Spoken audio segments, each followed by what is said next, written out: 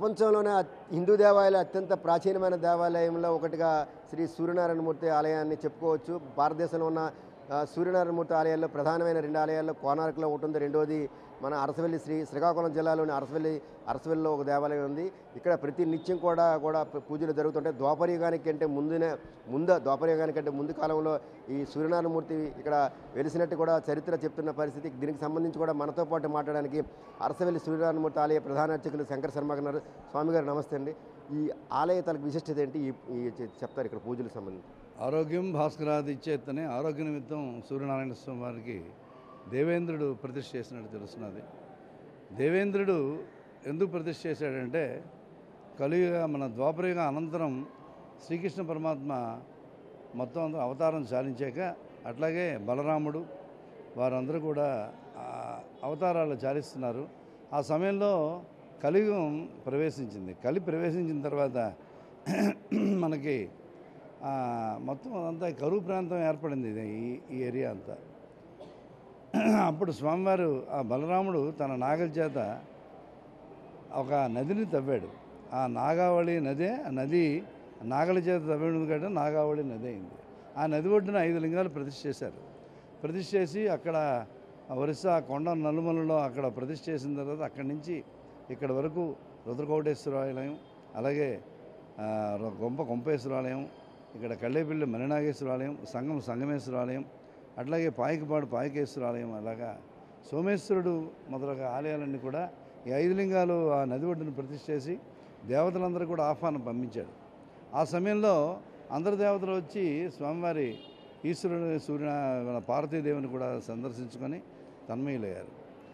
అందరూ వెళ్ళిపోయిన తర్వాత స్వామివారికి ఇంద్రుడు అర్ధరాత్రి సమయంలో వచ్చి స్వామివారి ఏకాంత సమయంలో ఉన్నప్పుడు ఆయన దర్శిస్తానని చెప్తే నంది వద్దు ఇప్పుడు వెళ్ళకూడదని చెప్తే ఆయనకి వాళ్ళిద్దరికి కూడా ఇంద్రుడు అహంకారంతో నేను ఇంద్రుడిని నేను వెళ్ళాలని చెప్తే వారిద్దరికి యుద్ధం జరిగినట్టు.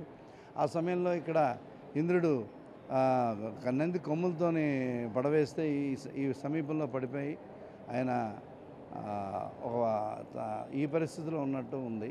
అప్పుడు స్వామివారు ప్రత్యక్షమై సూర్యభగవానుడు నా విగ్రహాన్ని నువ్వు ప్రతిష్ఠ చేస్తే ఆయుర్వేద భాగ్యాదులు పొందుతామని చెప్తే అప్పుడు తన వజ్రాయుధంతో ఇక్కడ స్వామివారి ఈ తటాకం తవ్వితే అది దాంట్లో విగ్రహం దొరికి ఇక్కడ ప్రతిష్ఠ చేసినట్టు మనకు పురాణాలు చెప్తున్నాయి. అందుకోసమే దానికి ఇంద్ర పుష్కరణి అని పేరు వస్తుంది. అట్లాంటి స్వామివారికి నిత్యం కూడా ఆరాధిస్తుంటారు. ఈ ఆరాధనలో మహాసౌరం, త్రిచ, అరుణం అనే 3 ఉపనిషత్తులతో సూర్య నమస్కారాలను చేస్తుంటారు. ఆరోగ్యం భాస్కరాది ఇచ్చేతన ఆరోగ్యం గురించే ఇక్కడికి భక్తులందరికీ వచ్చి స్వామివారి సేవ చేసుకుంటారు. కోణార్క దేవాలయంలో కోణార్క విగ్రహం లేదు, ఆరాధన లేదు, ఒక శిల్పం ఉంది. ఆ శిల్పం చూడడానికి భక్తులందరూ వెళ్ళి ఈ పురాతనమైన దేవాలయం ఇది ఒకటే ఉంది. ఈ పురాతనమైన స్వామివారి ప్రతిష్ఠ జరిగింది. అందుకోసం దీనికి ప్రాముఖ్యత ఉంది.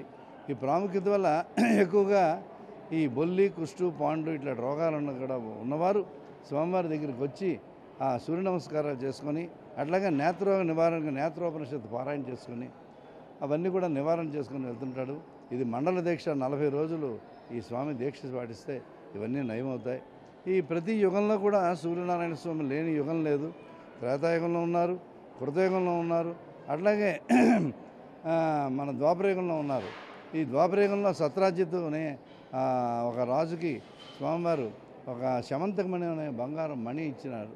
ఆ మణి వల్ల దానివల్ల సత్రాజిత్ అనే శ్రీకృష్ణుడు పత్ని కూడా అవుతుంది. అట్లాగే శ్రీకృష్ణ పరమాత్మ కూడా సూర్యుడికి అర్ఘ్యం ఇచ్చినట్టు మనకు పురాణాలు చెప్తున్నాయి. అట్లాగే రామావతారంలో రాముడు కూడా సూర్యుడికి ఆదిత్య హృదయ పారాయణ చేసి సూర్యనారాయణ స్వామి కొలిచి రావణుని హరించినట్టు చంపినట్టు మనకు తెలుస్తున్నది. అట్లాగే రావణ ఆదిత్య హృదయం పుణ్యం సర్వశత్రు వినాశనం జయావహం జపేనిత్యం అక్షయం పరమం శివం అని. అట్లాగే ఆదిత్య హృదయం చాలా ప్రతిష్టమైనది, ప్రత్యేకమైనది. అట్లాంటి ఆదిత్య హృదయం ఎప్పుడు కూడా ఎడవేళ పారాయణ చేస్తే చాలా మట్టుగా అది మనకి భక్తులందరూ కూడా ఆరోగ్య ప్రాప్తి జరుగుతుంది. ఇట్లాంటి సూర్యనారాయణ స్వామి వారికి ఈ మార్చి నెలలో, అక్టోబర్ నెలలో సూర్యకిరణాలు పడడానికి అవకాశం ఉంది. దక్షిణాయనం, ఉత్తరాయణం సమయంలో ఉదయాన్నే 6:05 ఉత్తరాయణంలో ఒక మాట, దక్షిణాయనంలో 2 సార్లు పడి స్వామివారి పాదార్చన పడుతుంటాయి. అట్లాంటి సూర్యభగవానుడు అరసవెల్లి క్షేత్రంలో ఉండడం మన అదృష్టం. ప్రతి నెల ఒక ఉత్సవం ఉంటుంది. వైశాఖ మాసం ఉత్సవాలు, మాఘమాసంలో రథసప్తమి, కార్తీక మాసంలో ద్వాదశి ఆ స్వామివారి తెప్పోత్సవం జరుగుతుంది. ఇట్లా ప్రతి ఆదివారం కూడా స్వామివారి సేవ చేసుకుని భక్తులందరూ వచ్చి విశేషంగా సూర్య నమస్కారాలు అట్లాగే అభిషేకాలు కళ్యాణాలు చేసుకుంటారు. ఈరోజు ఏకాదశి కాబట్టి స్వామివారి కళ్యాణం జరిగింది. ఈ ప్రతి ఏకాదశి కళ్యాణం జరుగుతుంది కాబట్టి భక్తులందరూ కూడా స్వామివారి దగ్గరికి వచ్చి విశేషంగా ఈ తీర్థం చాలా ప్రాశస్త్యమైనది. ఆ తీర్థం తీసుకొని భక్తులందరూ కూడా స్వామివారి సేవ చేసుకొని తరించాలని కోరుతున్నాం. స్వామివారు ఎక్కడి నుంచి వస్తుంటారు మనకి ఇక్కడ భక్తులు మనకి స్వామివారి దగ్గర? అన్ని రాష్ట్రాల నుంచి అన్ని దేశాల నుంచి కూడా వస్తుంటారు. పై దేశాల నుంచి కూడా వచ్చి స్వామివారి అంటే మన దేశం నుంచి వెళ్ళిన వాళ్ళు పై దేశంలో ఉన్నవాళ్ళు కూడా వచ్చి స్వామివారి సేవ చేసుకుంటున్నారు. అన్ని రాష్ట్రాల వాళ్ళు కూడా దేశం నలుమూలలు కూడా వచ్చి స్వామివారి సేవ చేసుకుని తరిస్తుంటారు. సూర్యకిరణాలు ఎప్పుడండి? చెప్పాను మార్చి అక్టోబర్. మార్చి 9, 10 అక్టోబర్ 1, 2 తారీఖులో పడతాయి. అరసవెల్లి సూర్యనారాయణమూర్తికి స్వామివారు చెప్పినట్టుగా అనేక ప్రత్యేకతలు ఉన్నాయి. అరసవెల్లి సూర్యనారాయణమూర్తికి పూజించుకునే వారికి ఆరోగ్యం వస్తుంది. ముఖ్యంగా ఆరోగ్యం ఇది కొన్ని వేల సంవత్సరాల క్రితమే సూర్యనారాయణమూర్తి ఇక్కడ ఇంద్రపుష్కరంలో వెలసినట్టు కూడా స్వామివారి మాటలో తెలుస్తుంది. ఇక్కడ రాముడికి ముందే అంటే ద్వాపర యుగంలో ముందే ఇక్కడ సూర్యనారాయణమూర్తి వెలిశాడు. అనేక మంది దేవతలు ఇంద్రుడు కూడా ఇక్కడికి వచ్చి ఇక్కడ కూడా పూజలు చేసినట్టు కూడా చరిత్ర ద్వారా తెలుస్తుంది. ఇంతటి విశేషత ఉన్న అరసవెల్లి సూర్యనారాయణమూర్తిని ప్రతి నిత్యం కూడా కొన్ని రోజు కూడా వేల మంది భక్తులు వచ్చి దర్శించుకుంటారు. మంచి ఆరోగ్యం చేకూరాలని చెప్పి భక్తులంతా కూడా దేశ నలుమూల నుంచి విదేశాల నుంచి కూడా నిత్యం వస్తుంటారు. నిత్యం కూడా ఇక్కడ ప్రతి నిత్యం కూడా అనేక రకాలైన పూజలు జరుగుతూ ఉంటాయి. అరసవెల్లి స్వామిని దర్శించుకునేందుకు మాత్రం ప్రతి నిత్యం కూడా భక్తులతో ఇప్పుడు కూడా సూర్యనారాయణ మాత్రం కిటకిటలాడుతుందని చెప్పవచ్చు. వీడియో జర్నలిస్ట్ నాగరాజుతో Ramu, big TV news, Srikakulam. For more videos like this, subscribe Big TV channel.